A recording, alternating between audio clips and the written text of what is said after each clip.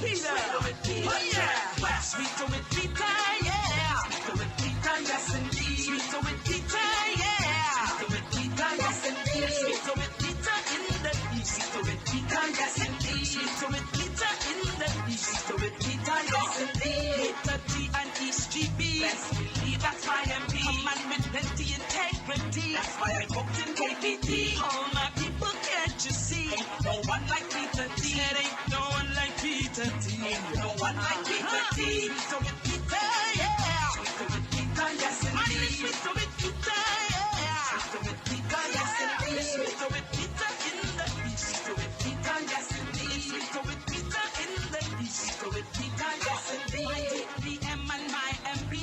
Ain't one like Peter T. Straight to business, keeps it real. The one to close the deal. SGB is going red. The colors are the best. SGB is going red. The colors are the best.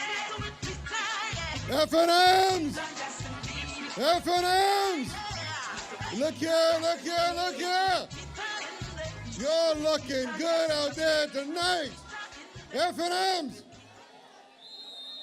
Look, I understand they tried to dare us tonight. I heard the Prime Minister say he can show us he wants to go head to head. FNMs! Oh, FNMs! You'll show him tonight. Grand Bahama is still FNM country. Hurry into retirement. You got plenty time to sleep then. Oh yeah. We can give him plenty time to go to sleep. Last week, they tried to fool the public. They brought 4 plane loads, and they brought a boat load to go down to West End to try to fool the people. But we know better. All from Nassau, from Abaco. But as I look out here tonight, as I look over this vast crowd tonight, I see Grand Bahamians. I see FNMs, baby. It's the people's time. And so, I don't want anybody to be swinged by any perception they see of any motorcade. Because you know what? The last time I checked, unless you're 18 years old, you can't vote. And so, don't be deceived, FNMs. Don't be deceived, Bahamas. Grand Bahama is red, and it will stay red, red, red.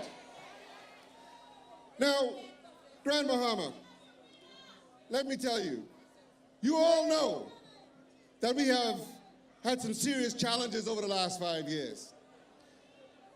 The Progressive Liberal Party likes to tell us that things only got bad after Hurricane Matthew. But you and I know things was way bad before Hurricane Matthew. We had 32% unemployment among the youth, 14% unemployment overall. We had businesses closing. We had people losing their homes. We had people living in cars for real this time. In fact, today, if you were to go to that property that I call a monument to the failure, the Royal Oasis, you will find people there today looking for shelter. But this is the government that came to power, telling us they had all the answers, telling us that the FNM didn't know what they were doing.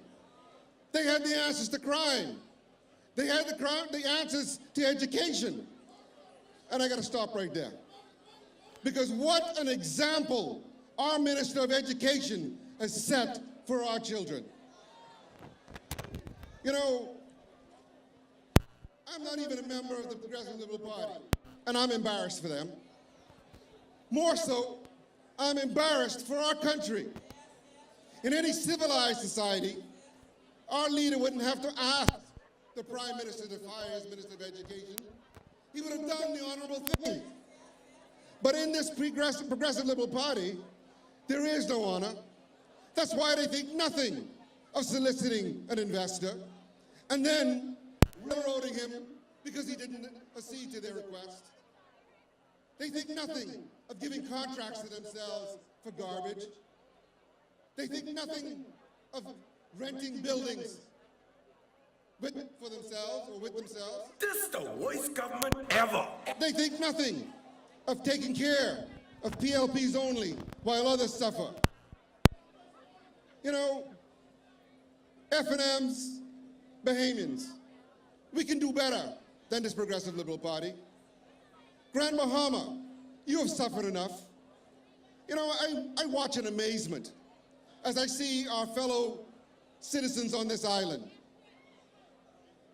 rally behind a party that has consistently failed them. We rocking with Doc, baby.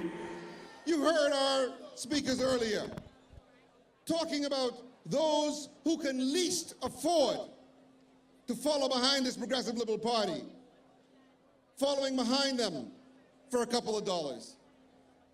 Let me tell you, FNMs, let me tell you, Bahamas, that whatever benefit you get in the next couple of weeks is money that you have already put into the hands of the government. And so all they're giving you back is your own money. Now listen, you can be swing with somebody else's money, but for God's sake, don't get swung with your own money. It's your money. Now this government is full of promises. Grand Bahama, you know, we've had so many promises of development and boom.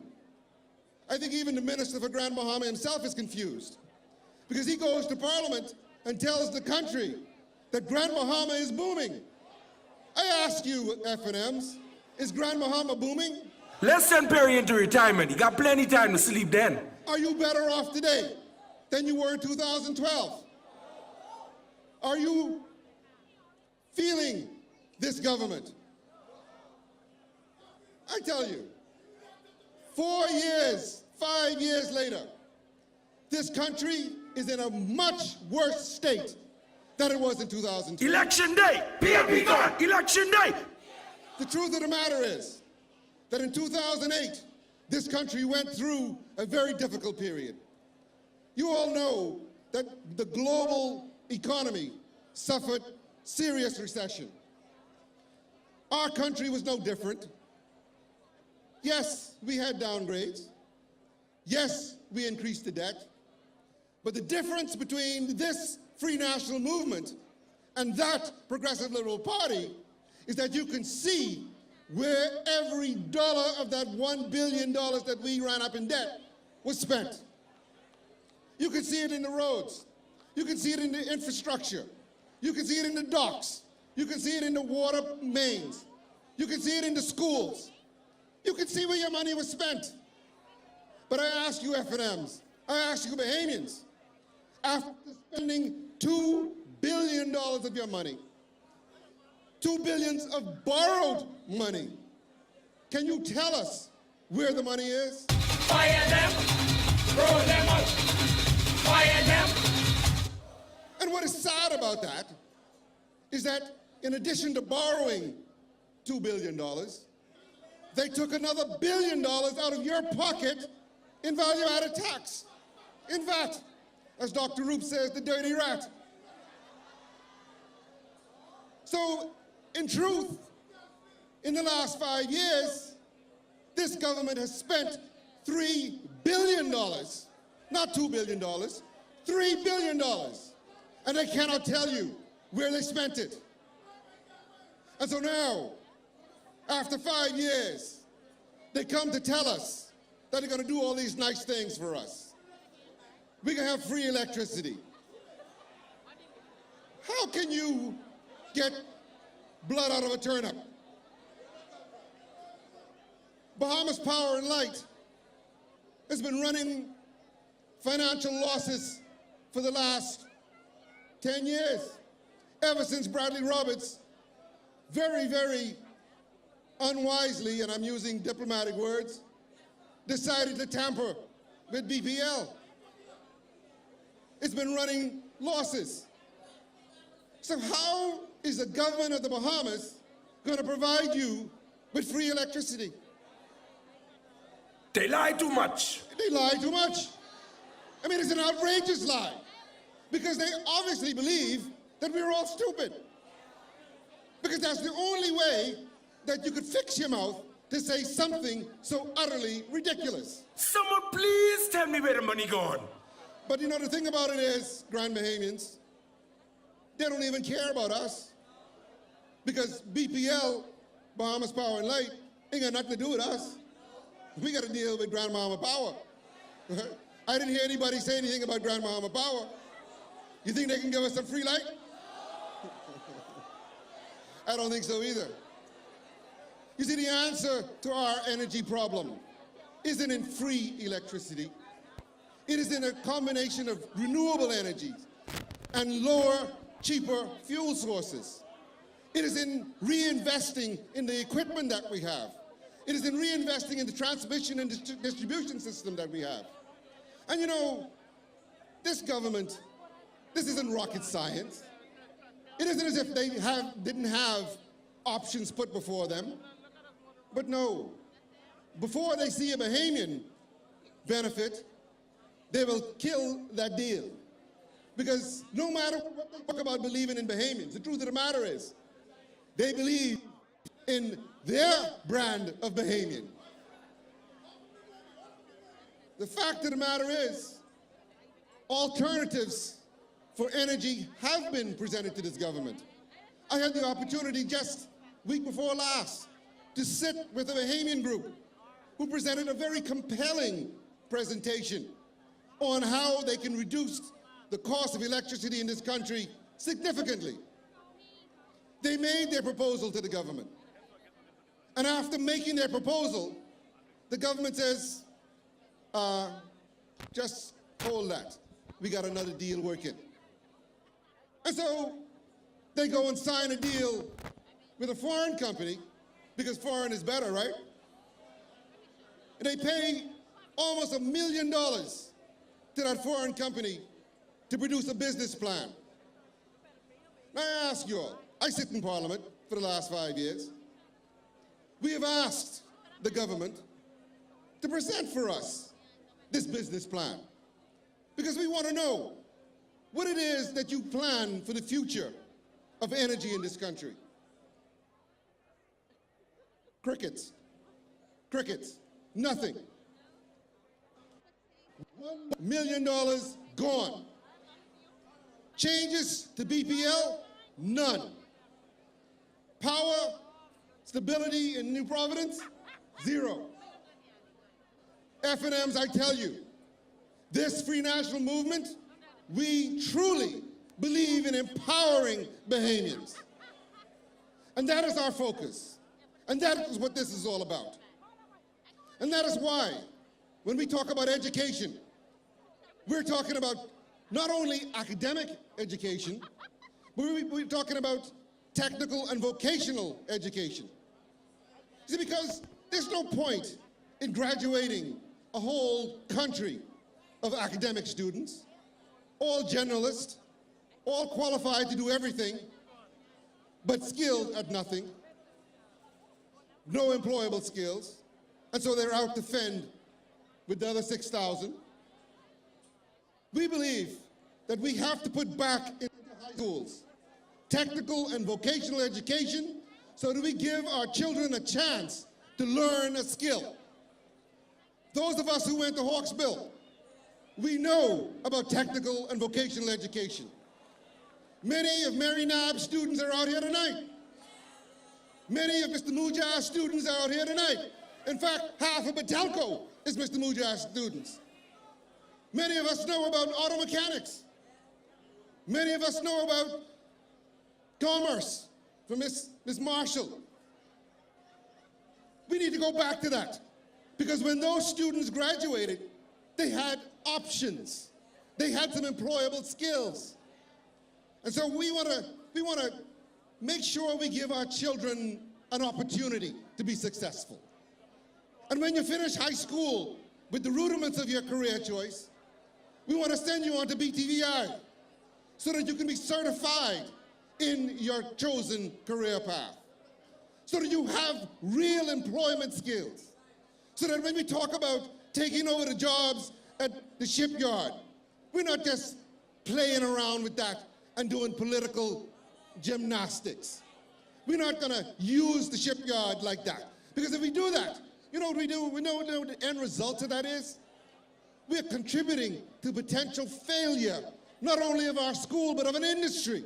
It's the people's time. Because if you put unprepared kids, kids who are not even interested in that career, in those jobs, as they have done, loading it up with kids who are not interested, then you discourage the employer from giving an opportunity to real children who are really interested in those careers.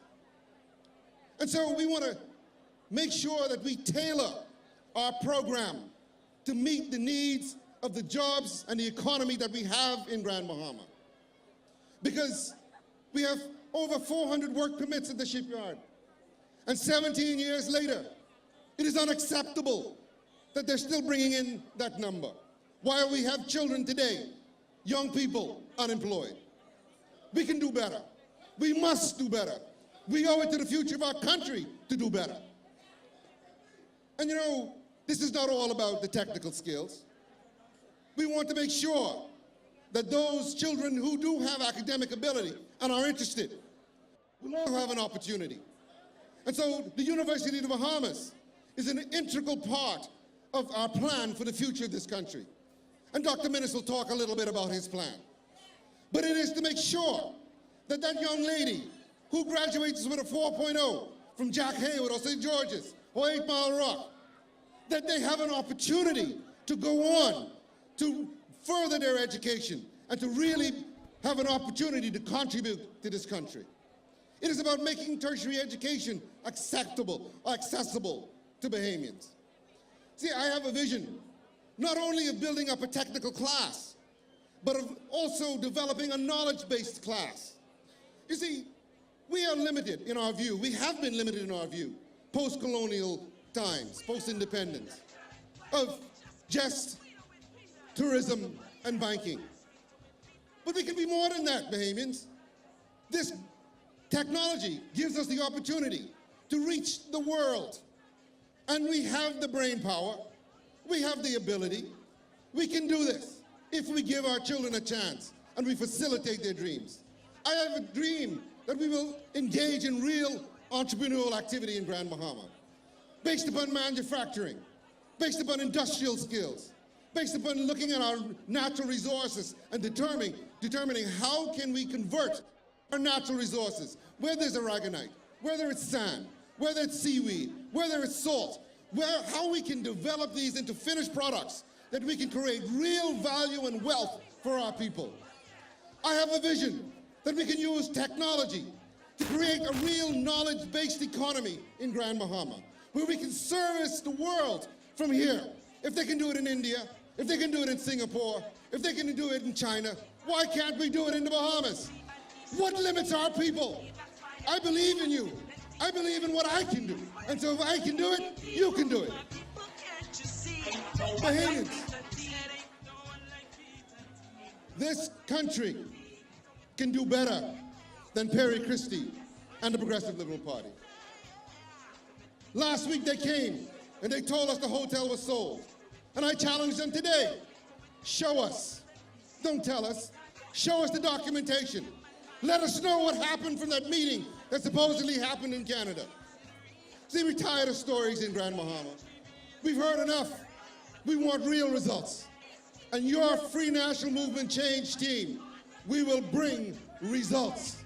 Already, we are working with investors to come to Grand Bahama, to develop second home markets, to develop senior assisted living communities, develop manufacturing plants. We can do this, Grand Bahama. I want you to believe in yourselves, believe in your party, believe in your leader, believe in your change team. We're here for you. FNMs! FNMs! Do you believe? Do you believe FNMs? Vote FNM!